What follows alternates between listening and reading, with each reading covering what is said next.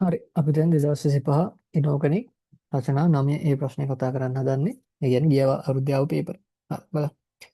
Y ජලීය ද්‍රාවණයේ PQRs R හා S කැටයන හතරක් අඩංගු වේ. මේ කැටයන හඳුනා ගැනීම සඳහා පහත් දී ඇති පරීක්ෂණ පිළිවෙලින් සිදු කරන ලදී. තනු HCl මගින් Y ආම්ලික කරන ලදී.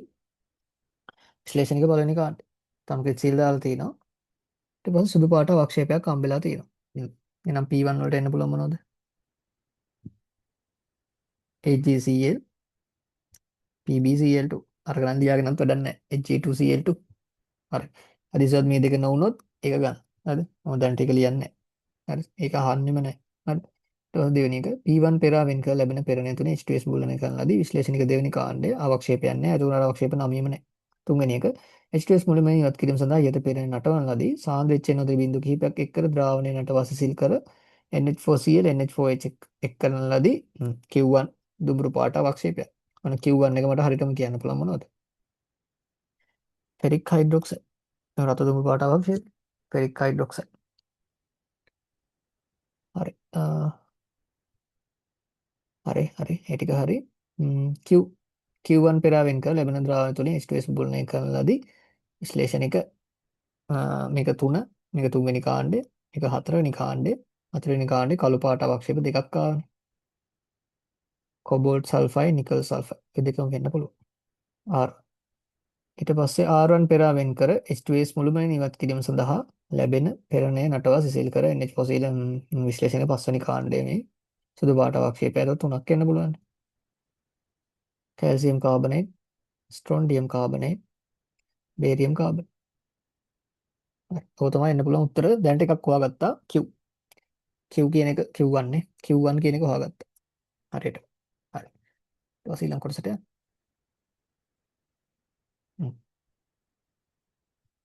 මොකද්ද කියලා ඊට පස්සේ මේ අවක්ෂේප වලට එක එක පරීක්ෂණ ටිකක් කරලා තිනවා. බලන්න. P1 ට තනුක NH4H P1 ට තනුක NH4H එක් කරනලාදී අවර්ණ ද්‍රාවණය. ඒක P2 කියලා දීලා තියෙනවා. එහෙනම් කවුද මේ P1? ආයෙ අහන්න දෙයක් නැහැ. තනුක NH4H වල දිය වෙලානේ. මේ දීසිල් මං අහන්නේ දැන් මේක කී පාරක් තිබ්බද? මං වාගෙන් අහන්න එක ප්‍රශ්නයයි. දැන් මේක කී පාරක් තිබ්බද? මේ එකම ප්‍රශ්නේ අහන්නේ. හරිද? එකම ප්‍රශ්නේ අහන්නේ. හරි ඊට පස්සේ P2 මොකද්ද? මම මේක කලින් අවුරුද්දක කිව්වා. එතකොට මේක දිය වෙනවා කියන්නේ Ag වල ඇමීන් සංකීර්ණය දෙන්නේ. Ag NH3 NH3 දෙකක්. මතකයිනේ? Ag උයි Cu උයි. මෙයාලා ඇමෝනියා දෙකයි. කොපර් සිංක් 4යි. අනිත් ඔක්කොම 6යි. ඔච්චරයි මතක තියාගන්න ඕන. හරි ඒවත් කියලා දුන්නා කලින්. හරි ඊට පස්සේ මොකද කරලා තියෙන්නේ? P2 හි කොටස් වලට වෙන වෙන වශයෙන් පහත ද්‍රාවණය කරන ලදී. හරි. ඊට පස්සේ මේ P2 කියන ද්‍රාවණය මේක දැන් Ag+ නේ තියෙන්නේ. Ag+ ටික වෙන් කරලා අරගෙන Ki දාලා තිනවා පළවෙනි එකේදී. ඊට පස්සේ තද කහ පාට අවක්ෂේපයක්. ඉතින් Ag+ වලට I- දැම්මට පස්සේ මොනවද හැදෙන්නේ? P3 AgI මේක කහ පාට අවක්ෂේප තද කහ අවක්ෂේප. දැන් සෝඩියම් තයෝසල්ෆේට් දා රත් කරලා තියෙනවා. P4 මේක වැදගත්. සෝඩියම් තයෝසල්ෆේට් Ag+ වලට සෝඩියම් මේ ඇවිල්ලා මේ තයෝසල්ෆේට් අඳුර ගන්න පුළුවන් පරීක්ෂණයක්. හරිද? මේකෙදි වෙන්නේ මම මේක මුලින්ම කියලා දෙන්නම්. S2O3 2 තයෝසල්ෆේට් තියෙන ද්‍රාවණයකට AgNO3 එහෙම නැත්නම් Ag+ තියෙන මොකක් හරි එකක් දැම්මොත් හැදෙන මෙතන Ag2 S2O3 O3 කියලා සුදු පාට අවක්ෂේපය. මේක සුදු පාට අවක්ෂේපය වැඩේ කියන්නේ මෙයා ආරම අස්ථා. හරිද? අස්ථා. හරි මෙයා මාරම අස්ථායි. ඒ නිසා එක්ක රත් කරොත් එහෙම නැත්නම් මේ වායු ගෝලයට නිරවනවා. මේක ටික වෙලාවක් ගියොත්. හරිද? ටික වෙලාවක. මේක ඉබේම කැඩෙනවා. හරිද? ටික වෙලාවක් යනකොට ඉබේම කැඩෙනවා වායු ගෝලයේ O2 මගේ. ටික වෙලාවකින් ඔක කැඩිලා යනවා. නැත්නම් මේක රත් කරොත් ඒ වෙලෙම කැඩිලා යනවා. මේක අස්ථායනේ පට්ට අස්ථාය. ඒ නිසා මේක කැඩිලා යනවා. ඒතර කැඩෙන්නේ කොහොමද කියලා බලාගන්න. ඒතර මේකෙදි වෙන්නේ මේ මැද්දේ සල්ෆර් දෙකක් තියෙනවනේ. ඒ සල්ෆර් දෙක මේ දෙන්නට බෙදලා දෙන්න. ඒකට තමයි මේක කැඩෙන්නේ. මැද්දේ සල්ෆර් දෙකක් තියෙනවනේ. එතකොට Ag වලට Ag2 වලට එක සල්ෆර් එකක් දෙන්න. එතකොට හැදෙනවා Ag2S.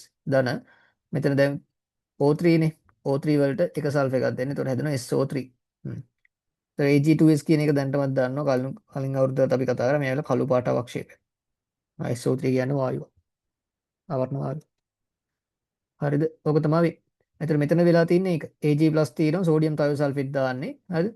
Ag+ තියෙනවා සෝඩියම් තයෝසල්ෆේට් දානවා. එතකොට මෙතන හැදෙන්නේ Ag2S2O3 කියන සුදු පාට අවක්ෂේපය තමයි මුලින් හැදෙන්නේ. අස්ථායනේ මෙතන රත් කරලා මේ රත් කරලා එහෙනම් කළු පාට අවක්ෂේපයක් තමයි හම්බෙලා තියෙන්නේ. නම් කළු පාට අවක්ෂේපය මොකද්ද? Ag2S. Ag2S. හරිද? මේක ඇත්තටම P ගොනු එකක්. සෑහෙන වැදගත්. ඊට පස්සේ මේ වගේමයි ලෙඩ් වල එක. හරිද? ලෙඩ් වලටත් ඕකම වෙනවා. හරිද? මෙතන ලෙඩ් නයිට්‍රේට් දැම්මොත් මේ වැදගත් දේවල් ඉස්සරහට ඕන වෙන දේවල්. එතකොට මෙතන හැදෙන්නේ PbS2O3. එයත් සුදු පාටයි, එයත් අස්ථා. එයත් ටික වෙලාවක් ගියාට පස්සේ ඒව නැත්තම් රත් කරොත් එතන හැදෙනවා PbSSO3. PbS කියන්නේ කළු. PbS කළු. මතකයිනේ. PbS දෙවෙනි කාණ්ඩයේ අවක්ෂේපය. ඒක කළු. ඔය දෙකම එකයි. Ag සිල්වර් තයෝසල්ෆේට්, ලෙඩ් තයෝසල්ෆේට් දෙකම එකයි. දෙකම අස්ථායි, දෙකම සුදු පාටයි. ඊට පස්සේ ටික වෙලාවක් ගියාට පස්සේ කැඩිලා යනවා. එහෙම නැත්නම් රත් කරද්දි කැඩිලා යනවා. Ag2S lead sulphide, Ag2SO, PbS දෙකම කළු පාටයි, SO3 වායු පිට. ඔන්න මේ වැදගත් එකක්. මේ අවුරුද්ද චෙක් කරලා තියෙන්නේ මේක විතරයි. හරිද? ඉස්සරහට ඒක අහන්න පුළුවන්. ගොඩක් වෙලාවට ස්ට්‍රක්චර්ඩ් එකට එහෙම එන්න පුළුවන්. දැන් රචනයකට ආය දාන එකක් නැහැ. මේ අවුරුද්ද ස්ට්‍රක්චර්ඩ් එකට මේ වගේ ප්‍රශ්නයක් එන්න පුළුවන්. ලෙඩ් තයෝසල්ෆේට් වලින්. ඒ නිසා බලා ගන්න එක. හරි. ඊට පස්සේ P4 හරි. දැන් Q1. Q1 කියන එක ෆෙරික් හයිඩ්‍රොක්සයිඩ් නේ. ඊට පස්සේ ඒකේ අපි දන්නවා ඒකේ තියෙන Fe3+. තනුක HNO3 Q1 ද්‍රාවණය කරන ලදී. ලැබෙන ද්‍රාවණයේ කොටස් වලට වෙන වශයෙන් පහත ද්‍රාවණය කරන ලදී. එතකොට මේකේ තියෙන Fe3+ නේ. Fe3+ වලට තමයි එක එක ඒවා කරලා තියෙන්නේ. හරි. Fe3+ වලට තමයි එක එක ඒවා කරලා තියෙන්නේ. ඒක ඇමෝනියම් තයෝසයනේට් දාලා මේ වගේ එකක් කලිනුත් තිබ්බා. මතකද? කලින් අවුරුද්දකත් තිබ්බ මේක. මේ විදිහටම තිබ්බ තද රතු ද්‍රාවණය Q2. මොකද්ද මේ? තයෝසයනේට් මම කියවනේ Fe3+ එක තයෝසයනේට් FeSCN3. ඔහොම එකක් හැදෙන්නත් පුළුවන්. එනතම මේක ලියන්න පුළුවන් ක්‍රම කීපයක්ම කිව්වම. හරිද? මතකයිනේ. ඊට පස්සේ ඕනනම් Fe H2O5 SCN මොකක්ද හරි. මේක තමයි ඇත්තට වඩා හොඳ එක 2+. ඔය දෙකෙන් එකක් කැමති විදිය. මේක මේ ගිය අවුරුද්දේ මෙහෙමම තිබ්බා. ගිය අවුරුද්ද නෙමෙයි. කලින් අවුරුද්දක. ඒකයි පාස් පේපර්ස් කරලා යන්න කියන්නේ. හරි Q2 ඊට පස්සේ Q3 මේක ඉතින් අහන්න දෙයක් නැහැ. මේකත් කලින් අවුරුද්දේ එහෙම තිබ්බා. තද නිල අවක්ෂේපයක්. මේක කලින් අවුරුද්දේ එහෙම තිබ්බා. මෙතන පොටෑසියම් ෆෙරිසයනයිඩ්. මේ ෆෙරෝසයනයිඩ් දාලා තියෙන්නේ. ධන දෙකේ එක. එතකොට මොකක්ද ඇති? ආයන මාරු කරන්න කිව්වනේ. එතකොට Fe3+ එක අද මෙහෙම මෙහෙම Fe3+ අර පැත්තේ තියෙන්නේ FeCN6 4-. එතකොට මේක 3යි මේක 4යි. මේ දෙක මාරු කරන්න කියලා මම මේ කියන්නේ. හරි. එතකොට හැදෙනවා Fe4 FeCN6 ඒවා 3ක්. මෙන්න මේක තමයි තද නිල් පාට අවක්ෂේපය Q3. හරි. ඊට පස්සේ R1 උණුසුම් තනුක R1 වල මොනවද තියෙන්නේ? ඒක කොබෝල් සල්ෆයිඩ් නැත්නම් නිකල් සල්ෆයිඩ්. හරි. R1 උණුසුම් තනුක HCl පිය කරලා තියෙන. එතකොට මොකද්ද වෙන්නේ? ඔකේ තියෙන කොබෝල්ට් නම් කොබෝල්ට් 2+ වෙනවා. නිකල් නම් නිකල් 2+ වෙනවා. අවක්ෂේපෙ දීලා යන. කොටස් වලට වෙන වශයෙන් පහත් ද්‍රාවණයක් කරනවා. හරි මුලින්ම කරලා තින්නේ තනුක NH4OH දාලා තියෙනවා. කොළ පාට අවක්ෂේපය. මෙතනින්ම තේරෙනවා ඉතින් වැඩේ මොකද්ද කියලා. මොකද කොළ පාට අවක්ෂේපය? R2 nickel hydroxide. තනුක NH4OH නේ දාන්නේ. ඒතකොට හයිඩ්‍රොක්සයිඩ් එකක් හැදෙන්න ඕනේ. මේක නිකල් හයිඩ්‍රොක්සයිඩ්. ඒක තමයි කොළ කොබෝල්ට් හයිඩ්‍රොක්සයිඩ් රෝස පාට. කොබෝල්ට් හයිඩ්‍රොක්සයිඩ් රෝස පාට. ඒ නිසා මේක ඇවිල්ලා නිකල් හයිඩ්‍රොක්සයිඩ්. නිකල් සල්ෆයිඩ් තමයි. එතකොට R1. හරි ඊට පස්සේ මේකට වැඩිපුර R3 වැඩිපුර දාලා තියෙනවා තද නිල් ද්‍රාවණයක්. මොකද්ද ඒක උඩ? නිකල් වල ඇම්මීන් සංකේතය. Na3 6 2+. මේකත් තිබ්බා වගේ මතකයි කලින්. මේක හරිය කොබෝල්ට් හරි මට මතකයි. හරි. ඊට පස්සේ R4 R4 කියන්නේ තනුක NH4OH බිඳු කිහිපයක් ඩයිමෙතිල් ග්ලයොක්සින් DMG. මේකෙදි මේ ඔය තද රතු අවක්ෂේපය R4. මේක ඇවිල්ලා මේ නිකල් අඳුන ගන්න පරීක්ෂණයක්. බලන්න අර නිකල් වල නිකල් යටතේ මම දීලා ඇති ෂෝට් නෝට් එකක්. අද නිකල් වලට වෙනම ෂෝට් නෝට් එකක් දීලා ඇති. ඒකේ තියෙනවා. ඒකේ මේ පරීක්ෂාව තියෙනවා නිකල් අඳුනා ගැනීම පරීක්ෂාවක් මේක. ඒතර හැදෙන්නේ නිකල් 2+ DMG ඒවා දෙක. මෙන්න මේක තමයි කියන රතු රෝස. තද රතු කියලා තියෙනවා. මේක ඇත්තටම රතු රෝස පාට අවක්ෂේපය. හරි. R4 කියන්නේ ඕක. හරිනේ. ඊට පස්සේ S1 මම මේ ටිකම කන්නම්. S1 S1 වලට මොනවද දෙන්නේ? Calcium carbonate, strontium carbonate, barium carbonate. ඔය තුනෙන් එකක්නේ. ඔය මේ යට මේ කියන්නේ S1 පහන්සිල් පරීක්ෂාවට භාජනය කරන ලදී ලාකොළ දැල්ලා. මොකක්ද අනිවාර්යයි? Barium carbonate. අහන්න දෙයක් නැහැ. Barium carbonate. හරි ඊට පස්සේ බලන්න මේ තනුක HCl වල මේක ද්‍රාවණය කරලා තිනවා. ඊට පස්සේ බේරියම් 2+ එනවා. ඊට පස්සේ තනුක H2SO4 දාලා තනුක HNO3 අදාවේ සුදු පාට අවක්ෂේපය S2. දැන් මේක අවුරුදු කීයක තිබ්බද? තනුක HN මේ අම්ල වල දිය වෙන්නේ නැති සුදු පාට අවක්ෂේපය. මේක බේරියම් සල්ෆේට්. ඊට පස්සේ දෙවෙනි එක පොටෑසියම් ක්‍රෝමේට් දාලා දෙනවා කහ පාට අවක්ෂේපය. ඒතකොට බේරියමුයි ක්‍රෝමේටුයි. සෙට් වුණාට පස්සේ හැදෙන්නේ මොකද්ද? බේරියම් ක්‍රෝමේට්. ඒක කහ පාට අවක්ෂේපය. S1 පාන්සිල් පරීක්ෂා භාජනයෙන් කලාකුල දැල්ලා. ඒක තියන අවශ්‍යත් නැහැ. ඒක අවශ්‍යයි. එතකොට ඒක ඇත්තටම මේක අවශ්‍යයි.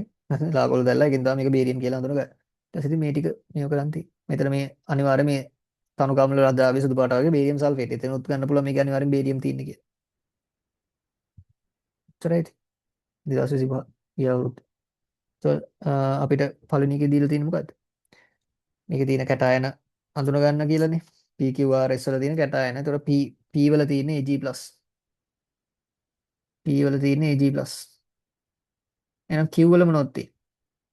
Q වල තියෙන්නේ ඒක Fe2+ වෙන්නත් පුළුවන් Fe3+ වෙන්නත් පුළුවන්. ඒක හරියටම වෙන් කරලා අඳුර ගන්න මෙයාලා මොකුත් දීලා නැහැ. දෙකම වෙන්න පුළුවන්. Fe2+ තිබ්බොත් අර සාන්ද්‍රිච්ච එනතුරු දානවනේ මේකේ. ඒකේ Fe3+ වෙලා ඔය අවක්ෂේපය හම්බෙන්න පුළුවන්. නැත්නම් ආරම්භයේ ඉඳලා Fe3+ තිබ්බත් ඔය අවක්ෂේපය කොහොමත් හම්බ වෙනවා. ඒ නිසා මේ දෙකම එන්න පුළුවන්. දෙකෙන් එකක් ලියවනම් ඇති. දෙකම එන්න පුළුවන්. ඒක මේ අඳුර ගන්න මෙයාලා මොකුත් දීලා නැහැ.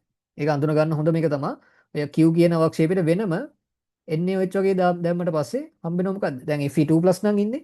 ආරම්භයේ හිටියේ Fe2+ නම් ඔය Q1 කියන එකට වෙනමම හරිද දැන් මේ කාණ්ඩ විශ්ලේෂණේ නැතුව වෙනම කොටසක් අරගෙන කොටසක් වෙන් කරගෙන NaOH දැම්මට පස්සේ ඔය කැතකොළ පාට FeOH2 කැතකොළ පාට අවක්ෂේපයක් හම්බ වෙනවනම් අන්න එතකොට කියන්න පුළුවන් අනිවාර්යෙන් ආරම්භයේ තිබ්බේ Fe2+ කියලා. හරි එතකොට මේක එහෙම වෙන් කරලා අඳුර ගන්න එහෙම මුකුත් දීලා නැහැ. Fe2+ වෙන්නත් පුළුවන් Fe3+ වෙන්නත් පුළුවන්. හරි. ඒක අඳුර ගන්නව නම් ක්‍රමයක් තමයි මම ඔය කිව්වේ. සමහරට ඉස්සරහට අහන්න පුළුවන්. මේ දෙක මේකේ තියෙන Fe2+ Fe3+ දාඳුන ගන්න හොඳ පරීක්ෂණයක් යන්න කියලා. එතකොට මොකද්ද කරන්නේ? ඔය ආරම්භක සංයෝගයෙන් කොටසක් අරගෙන ආරම්භක ද්‍රාවණයෙන් කොටසකට තනුක NaOH වගේ භස්මයක් දැම්මට පස්සේ නිකන් කැතකොළ පාට අවක්ෂේපයක් එනවා නම් ආරම්භයේ තියෙන Fe3+ Fe2+. හරි හරි. ඊට පස්සේ R වල තියෙන්නේ නිකල් 2+, S වල තියෙන්නේ බේරියම් 2+. ඔය ටික දීලා තියෙනවා ලකුණු 5 ගන්න. පහ මෙහෙම වෙලා මෙහෙම වෙන් වෙලා තියෙන්නේ. මේකට 5යි මේකට 5යි මේකට 5යි මේකට 4යි. ඒකට 4යි දීලා තියෙන්නේ. හරි. ලකුණු 19 බලන්න. ලකුණු 19. හරි ඊට පස්සේ P1 අඳුර ගන්නවා AgCl කියලා ලකුණු 4යි. ඊට පස්සේ P2 මේ ඇම්මීන් සංකීර්ණය ලකුණු 4යි. P3 AgI ලකුණු 4යි. P4 Ag2S ලකුණු 4යි. ඊට පස්සේ Q1 ෆෙරික් හයිඩ්‍රොක්සයිඩ් ලකුණු 4යි.